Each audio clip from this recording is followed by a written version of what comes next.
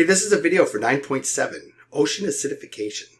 So go ahead and check out the overview and set up your guided notes. So let's just review, again, pH, remember it's a logarithmic scale. This is the concentration of hydrogen ions in a solution. Another way of thinking of it is how many H plus ions and how many OH cations you have, or hydroxide ions. So when something is a pH of 7, you theoretically have the same quantities of H's and OH's. Now when something is a pH of 5, you have 100 times more H's. Another way of thinking of it is you have 100 times more H's and 100 times less OH's. So you got that one little OH right there, and the rest of these are H's. Now, again, neutral pH. And if you have a basic pH, now you have one of these H's right here, and the rest of them are OH's.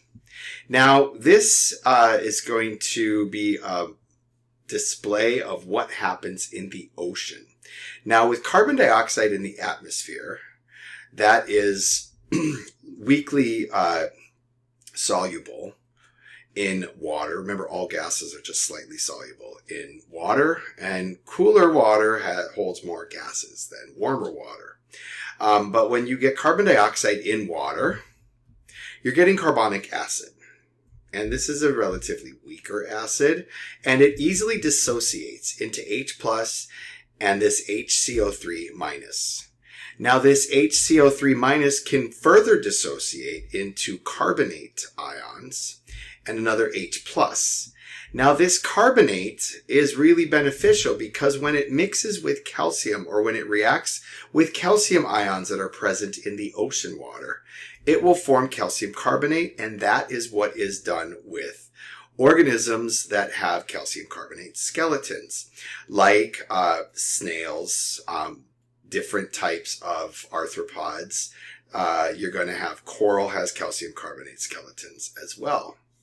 Now, what happens to these H's? Well, these H's can go back and rebond with the HCO3 to form carbonic acid.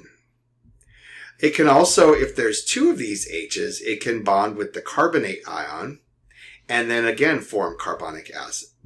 This is what we don't really want, because that is going to not make this carbonate available to make calcium carbonate.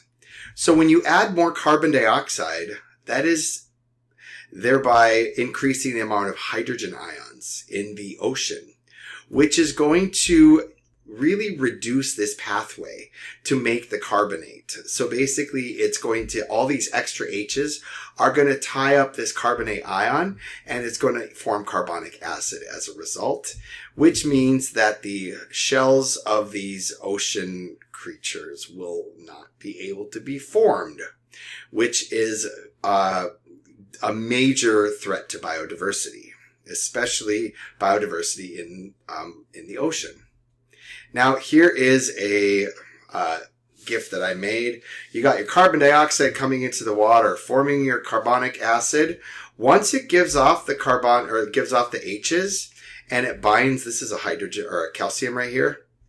So once you get rid of them and it mixes with the calcium or reacts with the calcium, it's going to form a calcium carbonate shell. So there's carbonic acid, that's calcium carbonate. There's carbonic acid, there's water. Again, we'll watch it again. We got the carbon dioxide coming down. Notice when the carbonate reacts with the calcium, it forms a calcium carbonate snail shell. Okay, you can also have carbon dioxide can leave the water, can be undissolved. Again, calcium carbonate right there. There's my nice little reaction. I hope you enjoyed that animation. Now, the atmospheric carbon dioxide versus ocean pH. So this is just a very simple mock-up. But when you have carbon dioxide concentration, that is over time, the concentration, the pH in the ocean actually decreases. Okay, because you're getting more carbon dioxide, you're getting more carbonic acid. More carbonic acid means lower pH.